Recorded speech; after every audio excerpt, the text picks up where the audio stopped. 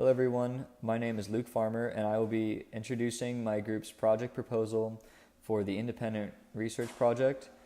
My group in general was really interested in the new technology to be able to use bacteria to produce medically relevant proteins and other medicines just using bacteria.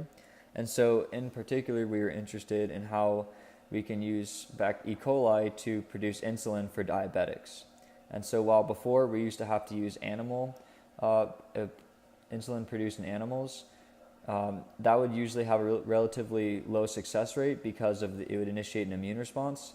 But because we are using the actual DNA code for insulin that's produced in humans to be able to create this, that means that the protein produced is the same as we make and there is no immune response. So it can be used directly for diabetics.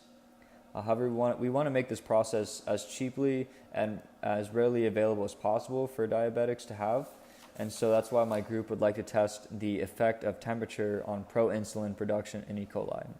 And so the plan for this would be to start with untransformed E. coli, as pictured in the diagram, and we would transform it with a plasmid containing the proinsulin coding gene INS, the INS gene. The plasmid that specifically that we'd be using will be discussed with Dr. Monica Oli on Monday, but we would want to have one that has a relatively high copy number and some visual way of indicating which colony actually received the plasmid. And so after we have isolated those ones, we would plate them and incubate them at 3 different temperatures, one at room temperature, another one at 37 degrees, and one at 45. And we chose these temperatures because a recent study indicated that 37 degrees Celsius was the optimum temperature for the mechanism of producing proinsulin in bacteria.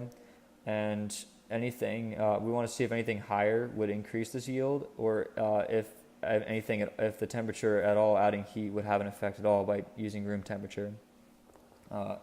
After these bacteria have been grown, we would conduct a PCR analysis and determine the relative copy number based on band thickness for the INS gene, and this would indicate the thickness of each band would indicate how many of the plasmids we actually have in each colony, and that would determine how much proinsulin we could actually produce.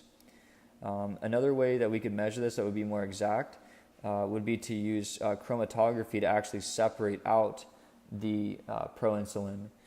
So time permitting, that's what we will pursue.